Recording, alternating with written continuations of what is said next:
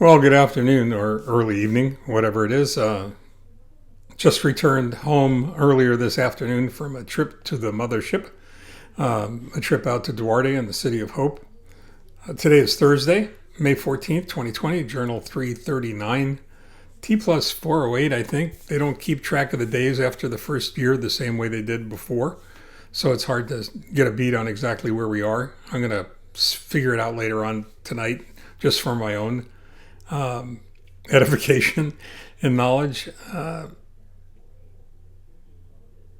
It was a busy day. It was a long day. It was an early day. We were on the road before 7:30, probably about 7:15, for an 8:30 appointment for blood work, and followed by a doctor's follow-up visit with my doctor out there at the City of Hope, Dr. Snyder, and an electrocardiogram, an EKG, and an echocardiogram, which are part of the first year protocol post-transplant to make sure that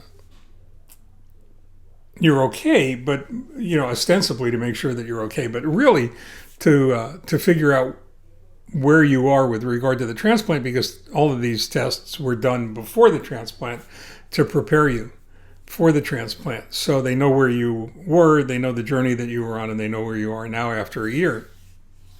And it's reassuring. I mean, it's all good. It's not the kind of thing that you mind. Aside from the fact that the City of Hope in Duarte may be one of the few places on the planet that I really feel secure, especially now, while we're in the middle of this crisis. I mean, anybody who's immunocompromised, at all immunocompromised, has got to be at least somewhat concerned about the situation we all find ourselves in, because it's so dangerous to those of us who are immunocompromised.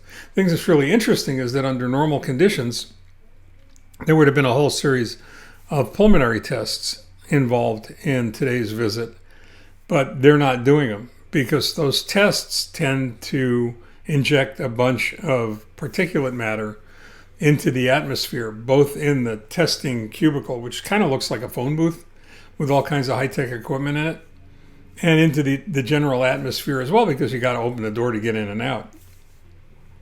And doing the tests would put a real burden on the staff. Which brings me to another part of my sense of security out there at the City of Hope. Despite the nature of the protocols that are involved in keeping everyone out there safe, because the whole hospital population at the City of Hope is immunocompromised, and to keep the workforce safe, the place is remarkably calm. More calm than you would expect it to be under these circumstances. And I think that has a lot to do with the process, policies, procedures, training, culture, leadership, management. I mean, you can go on for hours about how carefully everything is monitored and measured out there, so that it's always apparent that the patient and patient care comes first, even in a situation where caregivers and family members are not allowed inside the building for what should be obvious reasons. So it's another reason that I feel oddly safe there. Today was a great day. The blood work came back super. My hemoglobin's the highest it's been since I can remember. It's over 12. It's just flirting with the low side of normal for a male adult. Platelets were dead set in the middle of where they're supposed to be. I think I mentioned before that I'm 100% donor DNA. I'm 100% donor marrow. And the mutations, the IDHG and JAK2 protein mutations that caused the disease, or that were the result of, that had, primary myelofibrosis as their result. There's no evidence of that right now. So essentially, while they won't say I'm cured because it's too early in the process, and there's always the possibility that, bad things can happen, right now everything looks good. And who am I to argue?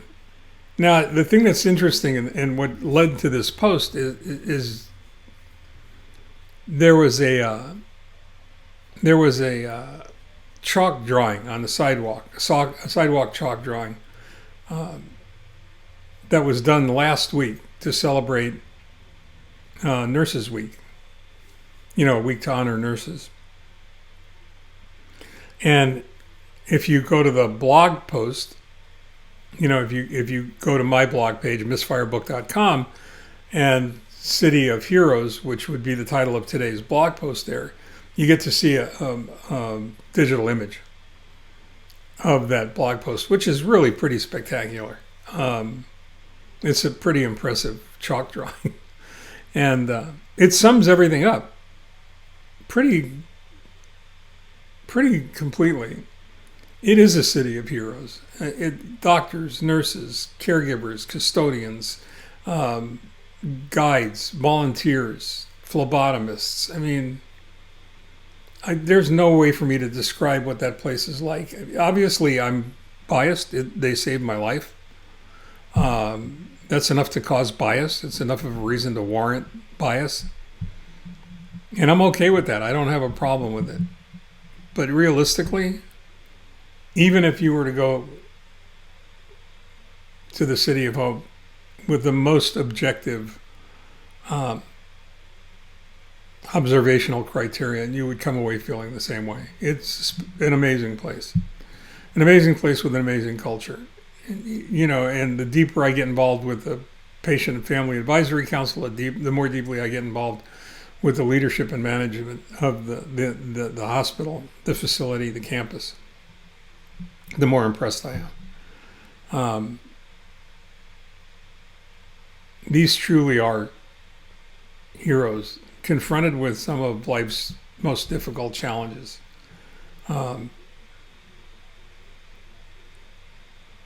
It's something to consider.